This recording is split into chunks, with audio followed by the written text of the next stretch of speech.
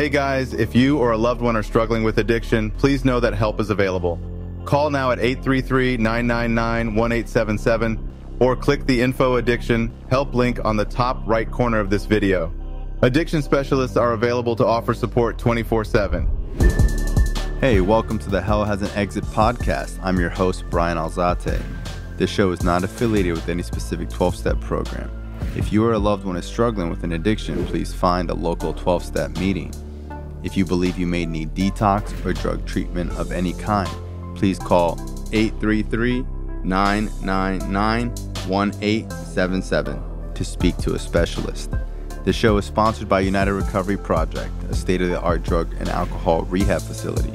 You can visit our website at unitedrecoveryproject.com. Hey, welcome to Hell Has an Exit. I'm your host, Bryan Alzate. On this show, we interview recovering addicts who have stories of triumph and overcoming adversity. Today, I have Kristen C. C on the show, recommended by a good friend of mine, your boyfriend. Yes. I actually don't know your story, but I think you're a Florida native, right? Rhode Island. Born in Massachusetts. Born in Mass. All right. Well, how long you been clean now? Over 7 years. Over 7 years? Mm-hmm. Congrats. When's your clean date? December 3rd, 2014. Nice. So where does your story start? So I'm from Rhode Island. Mm-hmm.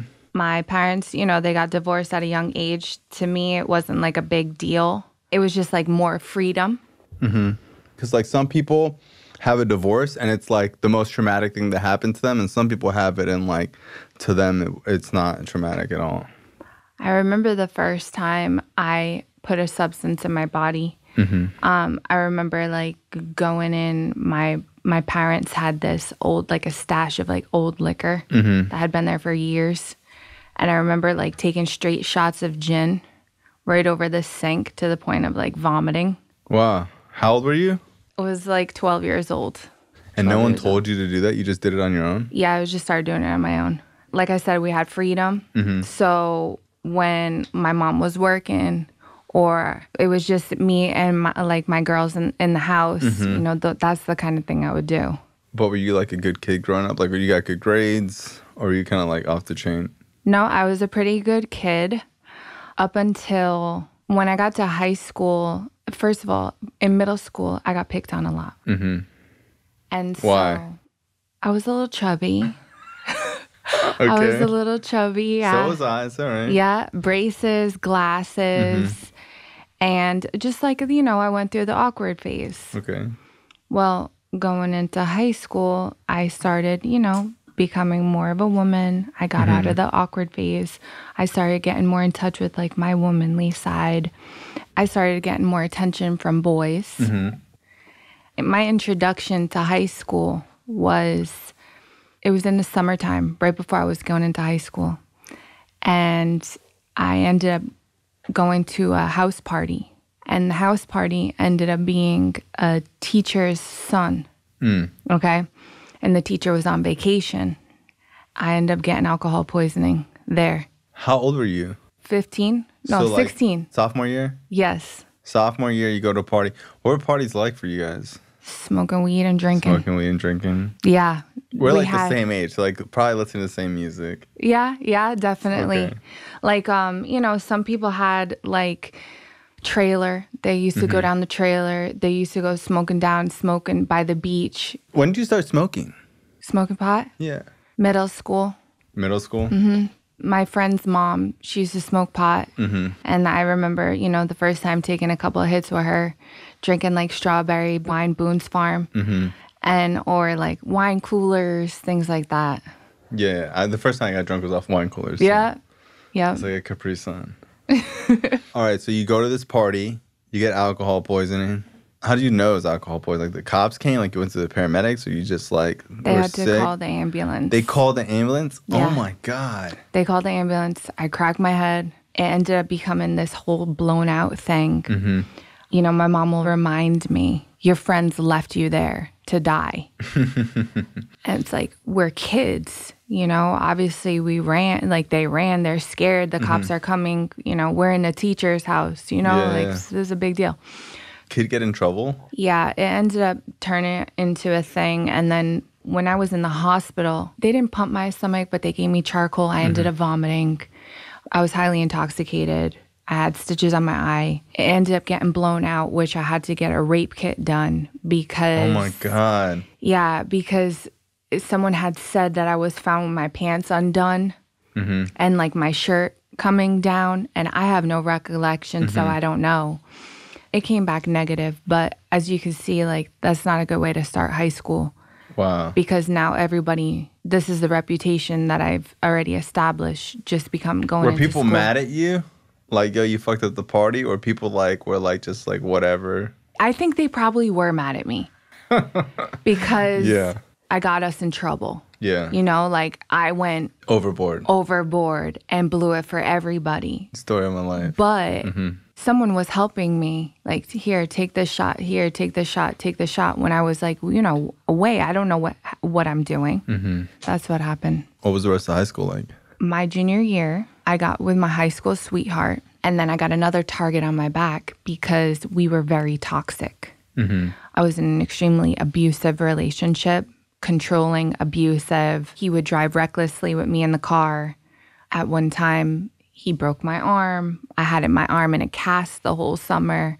Wow. You know, my grandmother will remind me at one point, she was afraid for my life with this guy because he was very unpredictable. Was it mainly drug and alcohol induced, or this is just like kind of just toxic relationship? Between us, you know, him and I, we would smoke pot, dabble a little bit with ecstasy here and there, but nothing like too extreme. I just feel like regular pothead stuff in high school. You know, I graduated by the skin of my teeth. Senior year, I went in late every single day. My dad didn't go to my graduation because he was not proud of me. I barely made it. People always ask, like, you know, why would a girl stay in an abusive relationship? I know it's different for everybody, but, like, why do you think that at the time you stayed with someone that was, like, toxic? Besides being afraid for my life, I was just so wrapped up in that person and so codependent to the point where you think that you're going to die if this doesn't work out. Like, it's going to hurt so bad that you can't go on. And I remember with the last straw, he came and he punched me in my face a few times. Then he ran from the police. And I ended up I called my dad and I called my grandmother. We got a no contact order. And then after that, That's it. That was it. How did your active addiction start after that? After him and I broke up, it was very painful for me. I started hanging out with my friends, going to hookah bars, smoking pot, drinking, Jaeger bombs. Yeah, hookah bars were a thing back then. I forgot about that. Yep. I was going to the gym a lot, and I ended up running into an old classmate of mine. He was in a grade above me. We started dating. I met him at the gym. I didn't even know him in high school, but we just knew each other. And we started dating. And then I tried my first drug of choice with him. It was that first pill, and I had no idea that it was going to completely take over my life for the next 5-6 years. Like, totally. Painkillers? Yes. Percocet. We did perks. Wow. Perk 30s. Okay. Yeah, in Florida we don't call them perks, but perk 30s, okay. Yeah. So his behavior was weird. You know, a lot of times he would be tired out of it. You know, his behavior was just really strange. This is all Massachusetts? Rhode Island, Massachusetts. I live like right on the line. So he would go to his truck for like 20 minutes at a time. I don't know what he was doing. I don't know if he was shooting up the perks or what he was doing. But anyway, he would come back, and I didn't really understand because it was my first time seeing opiates, and I didn't really know what somebody looked like high besides being, you know, drunk or stoned or whatever. Yeah. And I remember it was the first time I said, "What are you taking?" And he told me, and he had me send him. He went somewhere for work. He had me send him some, and I sent him a few pills in a candy box.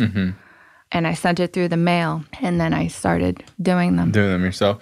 So you met in the gym, so he was like pretty fit? Like he didn't look like he did drugs? He kind of looked like he did drugs. Okay. Yeah. Yeah, because it's like sometimes people have, like, that's the thing with opiates. Is like when I first started, like, people were doing opiates, but like they wouldn't look like what I would imagine like drug addicts to kind of look like, you know, because it's like in the beginning, you know, the first time I did opiates, I thought they were like lesser drugs. You know, I didn't think they were like hardcore drugs because I was already like smoking crack and stuff. So when I saw like pills, I'm like, oh, those are just pills. You know, how bad could a pill be? What goes on with you and this guy later on? He ended up taking off. He used me a lot. At the time, I had this really nice, I was really into cars. I had a 2004 Acura TL. It was everything to me. It was beautiful. Red on the outside, like tan everything, wood grain on the inside.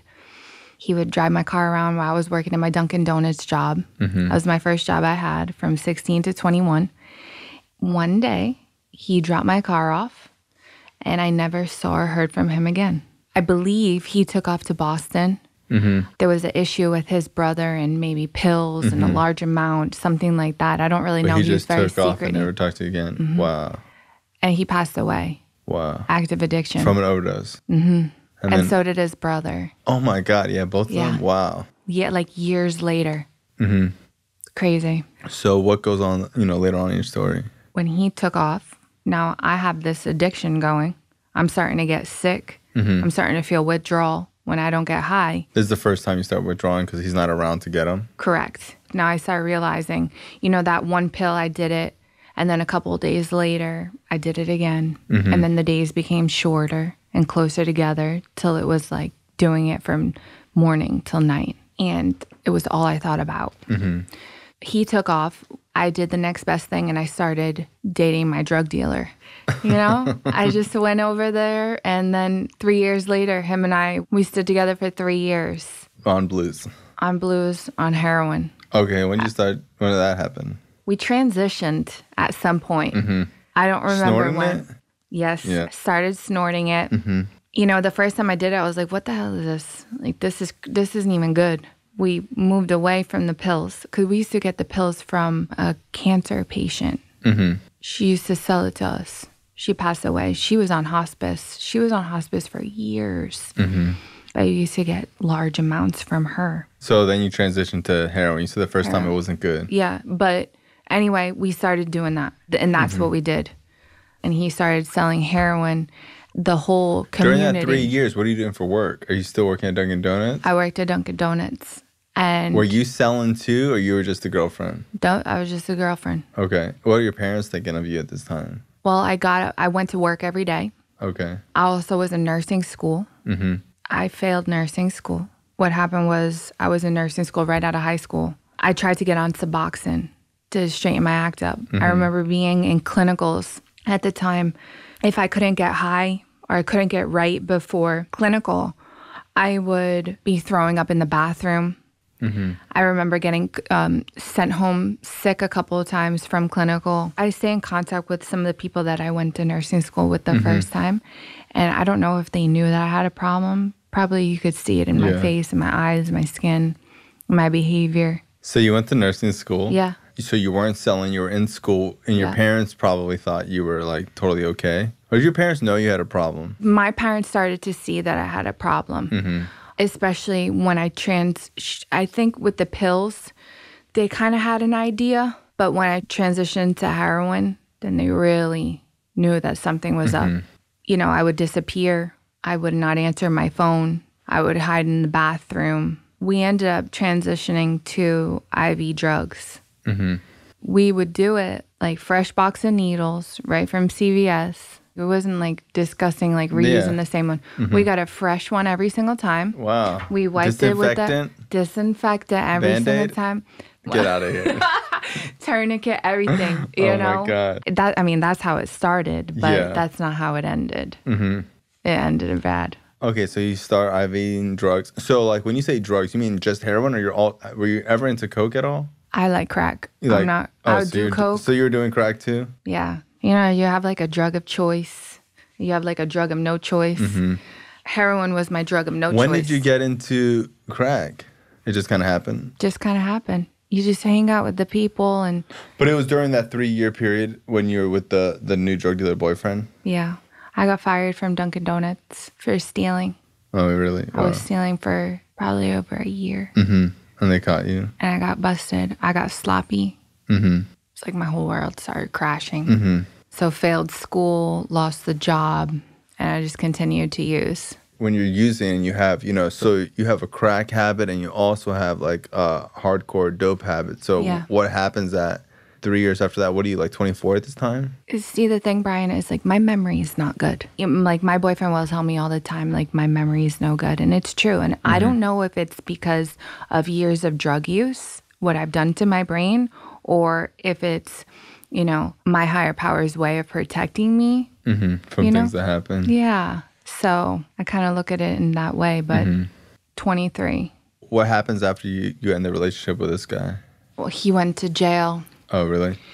He went to jail. He got busted. He had a stolen gun on him. Hanging out with the wrong people, you say one thing to somebody and one thing to somebody else, and then they, tell the police or whatever, and it was just like a big tangled up mess. He went to jail. I continued to use to the best of my ability. I would visit him in jail. At this time, I started going in and out of rehab. I would visit him in jail. I would go visit him like on the weekends, still with my outfit from the night before, going on the town doing God knows what with God knows who, and like going to visit him. At this point in time, are you thinking about getting clean when you go to rehab? Yeah, well, I think at first... What was the rehab like in the beginning, like the times that you did go?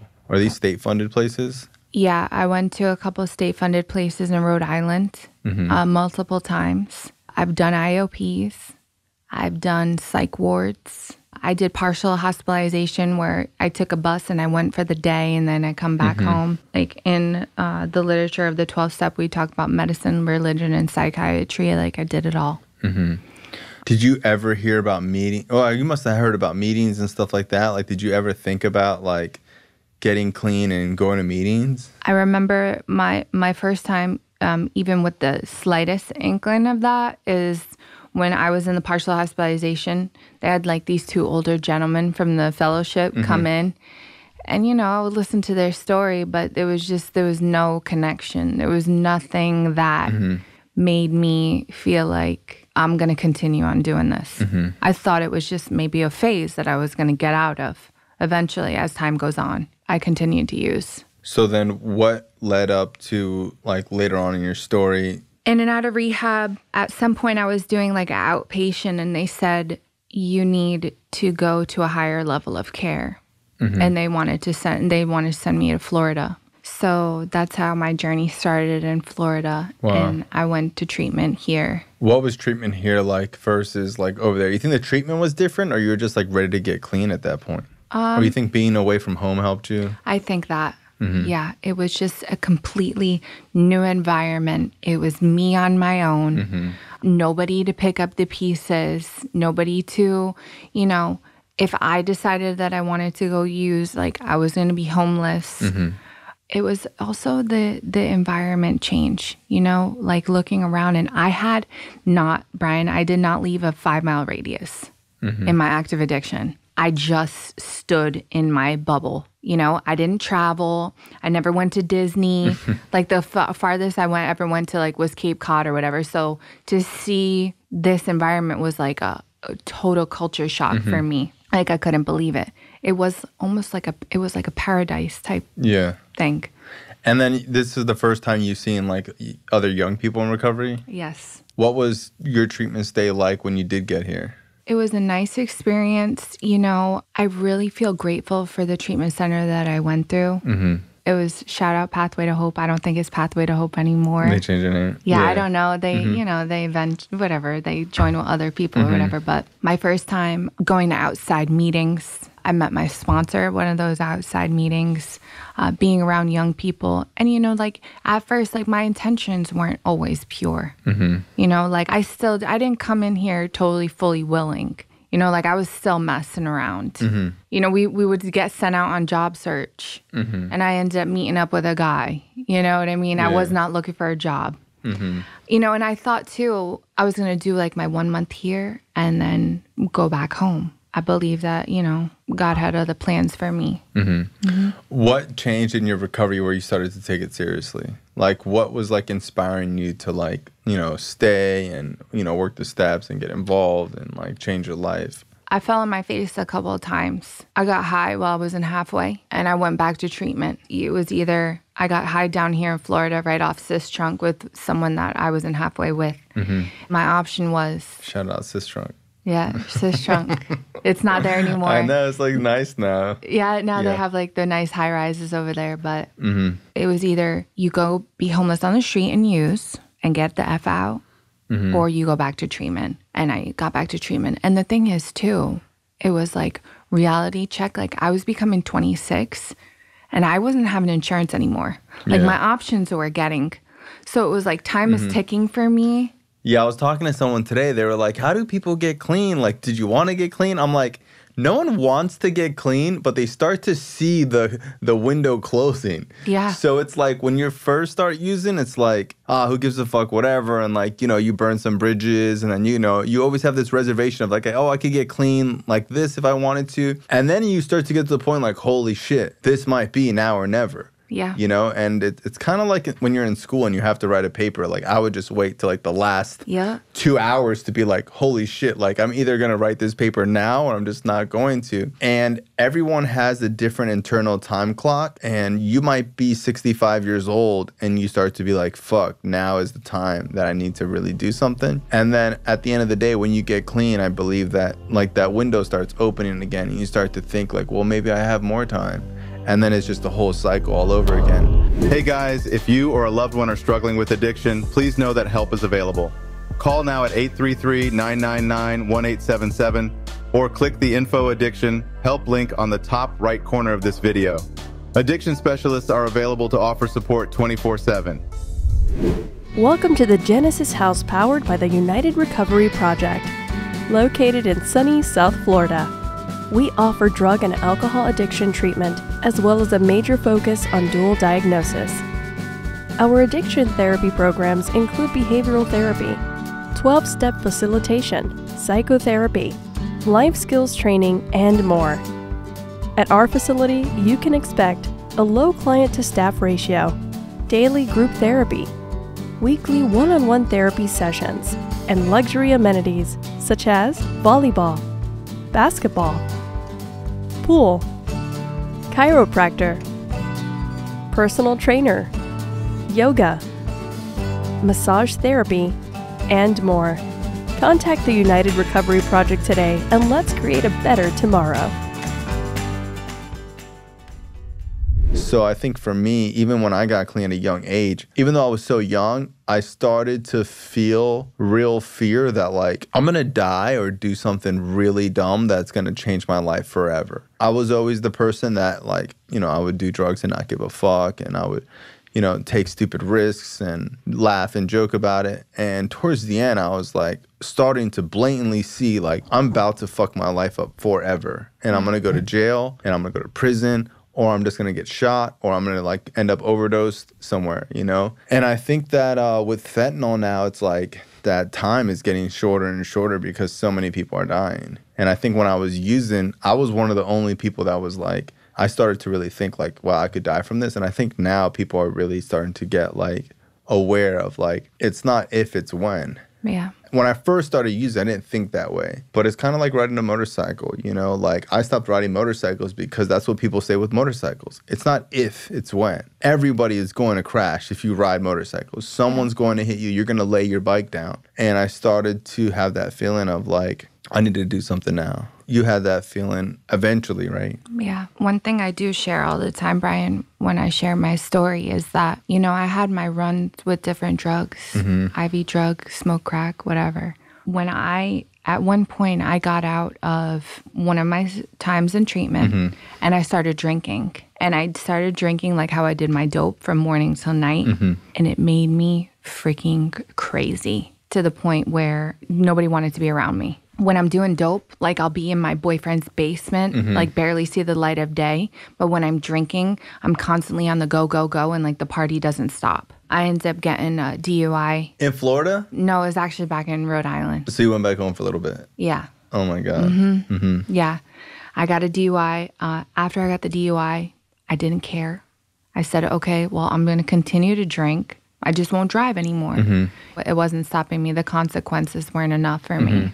So what was enough eventually? It was the change of environment. It was really helpful. And then starting to go to outside meetings and see these young people that had similar stories to me. Like I always tell people, it's like, I'm lucky that like I got clean down here and I'm from down here, because my first couple of meetings, it really did look like a paradise of like all these people who were just lost and broken, and they met up together and they all moved down here, and like they're all going to meetings and happy and fun. And it starts to seem realistic because, you know, when you're using alone and you don't have an example that you can touch, feel, and look at, it doesn't seem real. Like I would watch Intervention and, you know, watch Celebrity Drug Rehab and be like, psh. And it didn't look successful. It didn't look attractive. It looked miserable.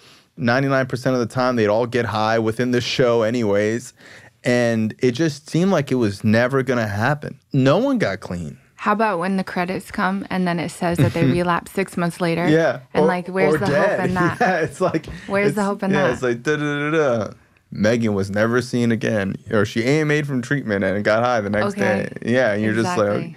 So it's like there's no TV shows that I was able to see that was showing that people were staying clean long term. The only thing I knew about getting clean was that when you get clean and you get high as fuck. That was my only concept of getting clean, was like, oh, yo, so-and-so just got out of jail. And you're like, damn, like if you break them off something, they're going to get like annihilated. And that was my only like thing that I thought of, is like, well, if I do get clean, like one Oxy 80 is just going to wreck me. So that was my only thing, is like if you clean for a while, you're going to get really high when you relapse. And that was about it. But there was no concept of like actually staying clean, like staying clean for months and years. Like, and at first I used to think, oh, I'll get clean one day. I'll get clean one day. And I remember that feeling that came over me that was like, bro, you missed it. Like, you're not going to get clean anymore. Like, it's not going to happen for you. And then you're just like, well, I'm just going to die like this. You know, and I kind of just stopped caring. And then you walk into a meeting and it like hits you right in the face. Like, it's undeniable evidence. You know, you can't say that these people aren't clean. At least I wasn't skeptical that these people were like hanging out every day lying, you know, like it was very apparent to me that these people were hardcore drug addicts and now that they were clean. And it was almost scary because it's like, well, now there's a way to get clean, you know? Yeah, I can relate to getting to the point where just thinking, this is it. Like, this is my fate. Like, I'm never going to get clean. Like, I can't stay clean. I'm not going to get clean. And eventually I'm going to die this way. You know, and I had like this perception that I was living like this Amy Winehouse lifestyle. And like Lindsay Lohan, and this is me, and this is what I do, and this is it for me. And forget about the girl that had dreams and goals. And then I came down to Florida, and I started seeing the young community of recovering addicts. And you were one of those people for me, you know? And that's like one of the reasons why I wanted to be on the podcast too, because that's cool. Thank you. You were one of those people that made recovery. I started opening my ears. I started listening. No, you were young. You had a story of hope. You dressed nice. You were becoming successful. You were funny, laughing. You had friends. So I started getting curious about this. Like, maybe I can do this too. You know, maybe I can have my form of success and recovery as well. You know, and I was able to do it. Yeah, I appreciate that. And it's like, you know, there was people when I first got clean that they might have had 60 days. And I would look at them and they had a car and they had a girlfriend. And I was like, wow. Because it's like when I was using, I was so ashamed of my drug use. Because I just, like, crack made me feel so dirty. And it's like no one else was smoking crack. And it's like, it was embarrassing that my parents had to find out that I was smoking crack. And when my mom used to find chore in my room, it's humiliating, you know? But it's like, this is really what I'm doing. And I don't know, like, how this happened. When I would, like, smoke crack and do, like, these things, I would, like, tell myself, like, I hope no one ever finds out about this. Because I used to think, like, if I ever got clean, I just got to get over this. And you would see people dressed up in suits or like, you know, successful or whatever. And they'd get up there and they'd be laughing about smoking crack and talking about their active addiction and making jokes about, you know, copping crack on Sis Trunk by Church's Chicken or something like that. And you would laugh and you would relate. It'd be like the shame would kind of go away. And it's like, hey, look, this happened to us, but at least we're doing something about it today. And it felt cool to just be able to talk about drugs with someone and not go do them. Because the only time I ever brought up crack was like, we're on the way to get crack. It was almost as if like people who have like trauma and they just never talk about it. And then like they talk about it and it's just not as traumatic anymore because for the first time they're like facing what's bothering them. It changed my whole perception on life. And even my family was not with it. My family was like, hey, Bryan, you probably shouldn't fucking tell people you're smoking crack. You know what I mean? How was your family when you got clean? Like, were they supportive from the beginning? They had it with me.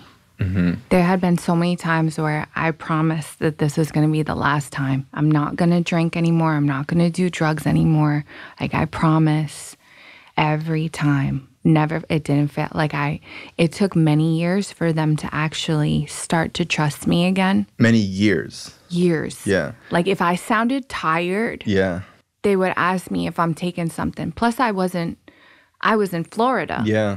So I'm just on the phone. Mm-hmm. You know, it took a long time. How would you react in the beginning when they would like ask you if you were high or something? I would get aggravated. Mm-hmm. You know, I also sometimes too, I was like slurring my words a little bit. I was on like comfort meds. Mm-hmm. You know, I don't know if you remember, they give you all the comfort meds mm-hmm. when you're in treatment. So I was on like gabapentin and Visceral and whatever until I started, you know, abusing my comfort meds too. Mm-hmm.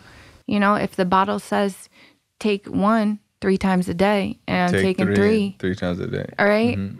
Or 10 and go into IOP, mm-hmm. you know, there's a problem. You know, I didn't know what it meant like to not use. My sponsor, she showed me that mm-hmm. because I literally would use anything to feel different, to get outside of myself, whether it be my drug of choice, mm-hmm. alcohol, prescriptions, whatever. I shouldn't even take like Benadryl and stuff like that because mm-hmm. I would, you know how many times like I got busted robo-tripping from NyQuil and mm-hmm. stuff like that? Whatever I could get my hands on. Mm-hmm. I just always wanted to be under the influence of something. Yeah. At all times. Even when I got clean, I found myself wanting to do drugs that I never wanted to do before. Like being like, oh, well, if I do a bunch of whippets, that doesn't show up on a drug test. You know, and it's like, I haven't done whippets since like middle school, you know? But it's like, once the disease starts to see that you're not doing what it normally does, it tries to get you in other ways. And it's like, my biggest thing with the podcast is like to show people that it's not like an event. Like I didn't get clean and my life just started getting good. Like I still had to deal with the stigma of everyone still looking at me like a drug addict. Because sometimes it's like, dude, even my own family was still like, I was still breaking rules. I was still breaking the law. I was still stealing.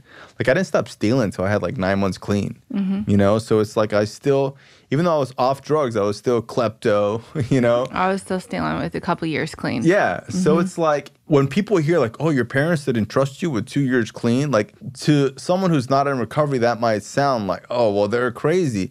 But the reality is that, like, when you've lied to these people over and over, like, they're hurt. Mm-hmm. They want to trust you. It's not like your parents don't want to trust you. They want to trust you. They have their own trauma to deal with, and they're not willing to trust you because they have so much bad history with you. Just like a bank. You know what I mean? It's like, yo, if you owe a bank money, like, they ain't lending you new money until that old shit is paid off. And if you fucked over your family for 10 years, like, it might take 10 years for them to let you back in. And some people think that's messed up, but that's actually kind of healthy. You know, it's almost toxic for a family member to be like, oh, well, I heard you're clean now. Here's all this trust. Yeah. And as an addict, it's difficult because we're trying so hard to gain the trust back and we feel like we're doing it for nothing. And if someone would have told me like, hey, dude, even though you're clean, it might take years for your parents to trust you, I might have just given up. I was so based in instant gratification. Doing something in return of getting rewarded in years was like, it was like, get out of here. Like, why would I even start that process? Years? Like, I'm not waiting years. And like in recovery, it's taught me how to think in years. Well, if I start now, in 5 years, I'll have it. And like those 5 years will happen. And it's like school's like that, you know? That's a good way to think of it. I remember I had 60 days clean. My dad co-signed for me to get a car. Wow. This was still this was back in the day. Mm-hmm. That night, I went to pick up my car. That night, I was drinking, driving. I didn't know where I was, lost. My dad's calling me. Oh, my God. How could you do this to me? It just, I had no... Yeah. So this one time I was asking like a friend of mine. So in my active addiction, I did this girl really dirty for years. Like just like really tortured and harassed this girl. She almost put a restraining order on me. And when I got clean, I was just like begging for her to be like my friend again. I was like writing her emails and I like dropped off flowers at her house. I had like a year clean. I was reaching out to her like, you know, I have a year clean. Like, I don't understand like what's going on. And she was like, well, for all those years you were high, I was clean, stone cold sober going through all that. So as bad as it bothers you, like fucked up for you to think about it, like I was sober that whole time. Mm-hmm. And that's when I was like, damn, you know, because it's like traumatic for me. Like I feel so embarrassed about it, you know, but it's like your dad was clean during that whole situation. At least we were like high through it. God knows what else I fucking said or did that I don't even remember. You know, my brother had to see me come home intoxicated on a regular basis, screaming at my mother.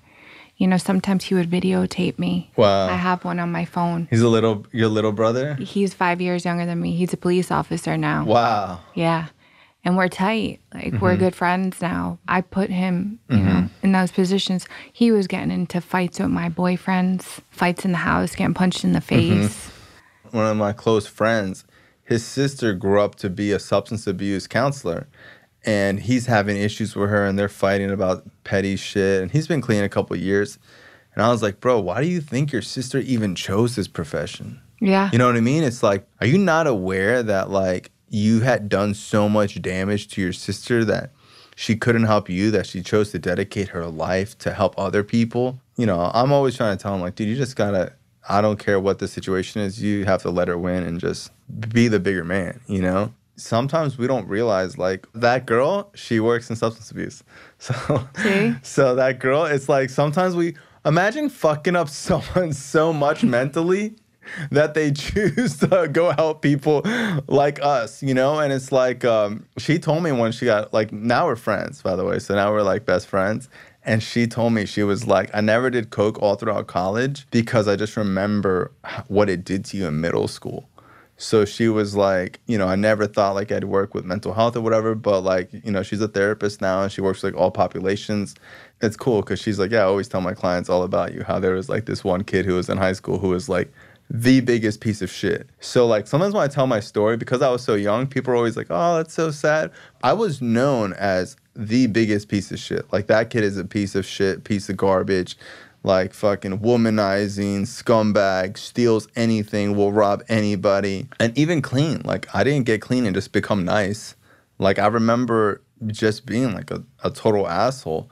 Really, because I just was so insecure. I just had so much built up insecurity from, like, childhood, from being bullied, from, like, all this other shit going on that, like, I had just built such a tough exterior. When I got clean, like, I didn't know how to manage that. I didn't know how to be vulnerable without feeling like you were going to take advantage of me. I didn't know how to set boundaries. I didn't know how to communicate clearly. I didn't even know how to be, like, sarcastic without being an asshole. Like, I didn't know how to even communicate or talk to people, you know? Same. I couldn't look anyone in the eye. Yeah, couldn't look anyone in the eye. Looked at the ground the whole time. Yeah. Or it was just, like, a total douchebag. Like, I tell people, like, I'm a recovering douchebag, you know? Just because we get clean, like, our personalities are so fucked from drug use. Just because the way you interact as drug addicts is so fucked up. It's just so about what do you have and what I can get from you. And if you turn your back for a second, you know this person's going to screw you over and vice versa. And it really creates, like, this paranoid, insidious thinking of, like, you can't let your guard down around anybody. When I came into the recovery community, you know, my guard was up at first. Like, I didn't know, why would this person want to help me? What do they want from me? you know, male and female. Like my sponsor, you know, she started sponsoring me from the kindness of her, goodness of her heart. Like, why would this woman help me? Now, as I stay clean for a while, you know, I understand how it works. Yeah, and feeling like undeserving of it too. And just because we go from active addiction to recovery, and it's polar opposites. Like in active addiction, like no one's giving you a ride. You know what I mean? It's like no one's taking you to your halfway house. Like no one's picking you up. No one's doing anything unless you got money for them or drugs for them. Like no one's doing you a favor. Not for free. Not for free. Like no one's hooking up your bag. You know what I mean? It's like, and then you're in recovery and people are just like willing to pay for your meal and I'll take you home and call me if you need to talk. For me, it felt like almost too good to be true. But I also was even at a young age, I was such a good eye for bullshit that I knew that they weren't bullshitting me. Because I knew that they weren't trying to sell me anything because I didn't have money to buy. And I knew they weren't like tricking me into like, it didn't feel like a setup. It really did feel genuine. And it felt really refreshing and it felt like home base. It felt like a safe place to be. What happened, you know, after you started to stay clean and change your life? Like, what else goes on in your story? So I stayed in halfway for 2 years. Awesome. I love to hear that. Yeah, I hate when people are like, oh, well, you know, I got 90 days. I'm ready to leave. I'm like, no, you're definitely not. No, I was afraid to leave. That's awesome. What was I going to do when no one was watching? And at accountability, this point, I had built, you know, a decently solid foundation. And people hear that and are like, oh, well, I don't want, you know, you have to have a foundation first. And then you could go do anything you want. You could go live in Greece. You could go travel the world. But like for me, I needed to stay in a safe environment for a couple of years, maybe even like 2 or 3 years. Structured? Like, yeah, I was scared to go away to college. I was scared to like go travel places because I knew I behave really well under supervision, you know? But it's like as soon as someone's not watching, it's like I start to just like slide the scale a little bit. I saved money. I was paying my rent. I cleaned the house, go grocery shopping. You know, I started being a functioning person. Pay bills. You know, in my active addiction, the bills would come and I would be swiping the credit cards for every single store. Man, I just let them pile up. I just couldn't want to deal with it. You know, so I started taking responsibility, got a bank account. I got my license back. It's a community service over in Sistrunk. Nice. Got my license back, saved up for a car. I got my own place, started living on my own. I got into a relationship with one of the kids in the halfway house. I had about a year.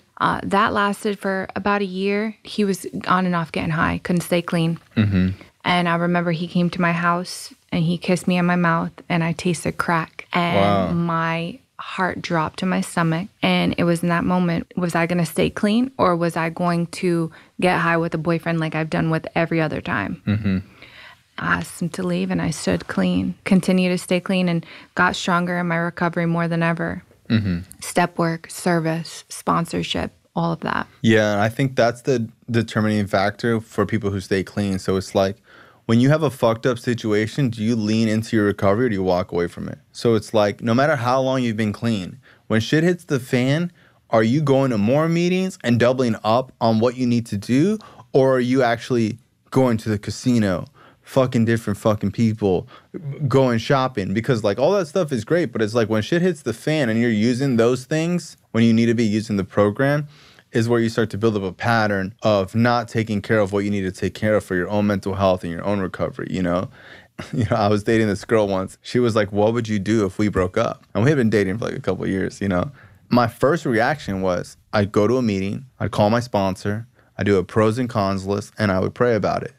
And I asked her, I was like, what would you do if we broke up? She said, I'd fuck all your friends.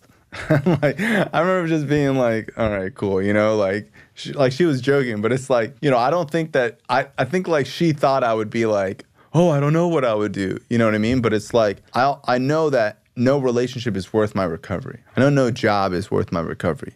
If I was to get fired today or lose like whatever I have, my company or whatever, it's like I know what I would do because I've been doing the same thing for 14 years, you know? And it's like what you do in those moments are like what's going to define you later on in life. Stay in the solution. And I stay grateful too. I don't take anything for granted.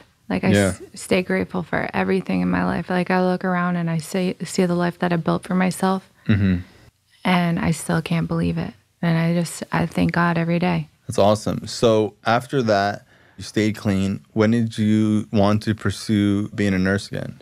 Started taking courses. You know, it's always been my dream. And it was a goal that I worked towards. And I put myself through nursing school. I took out loans, went through nursing school, worked full time, went to meetings. I still was exercising, got my associates in nursing. Awesome. And I've been practicing as a registered nurse for about 6 months now. Wow. That's so cool. Yeah. Yeah, it's awesome. It's like, you know, you had a dream and like you went for it. Yeah. They say lost dreams awaken. Like, that's me. That's my life for sure. How has your family been like in your life over the past couple of years that you've been clean now? My mom and I that's like my best friend, you know. My mom is, she's mentally ill. So, you know, she's there, but she's not all there. But I love her for exactly who she is.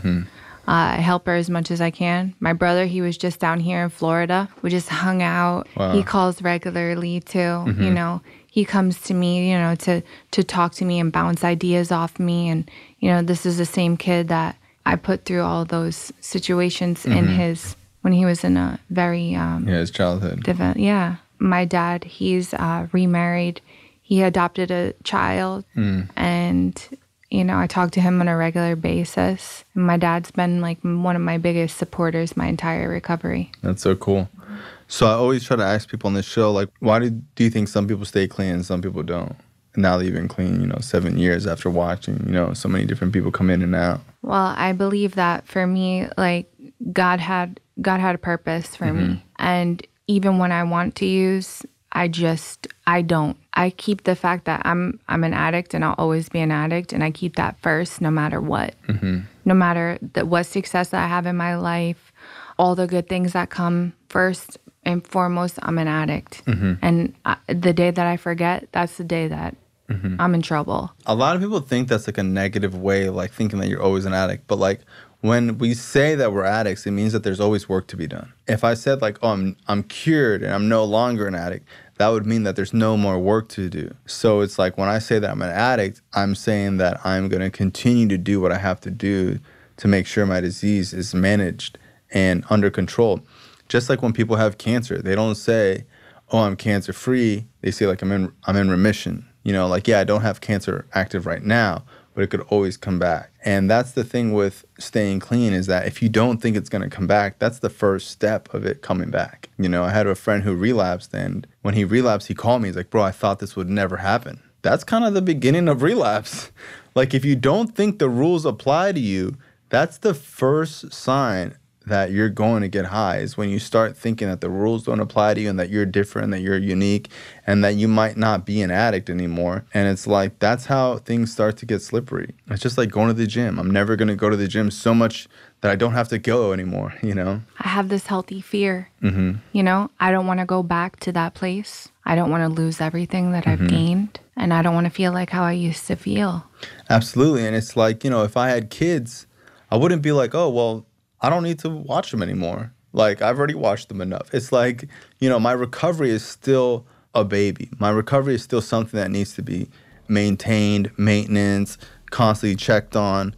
And it's just like a business. It's just like anything else in life. It's like something that you don't just get to a point where you walk away from it. It's like the reason why it got to that point is because I didn't walk away from it. But hey, I want to thank you coming on the show. I know it was tough scheduling you, but I'm glad, you know, you came on the show. I know it was, you know, you had some issues and, you know, some fear, and I appreciate you sharing your story. Thank you. Thank you so much. Absolutely. I know. Shout out Corey. I know he probably wants a shout out.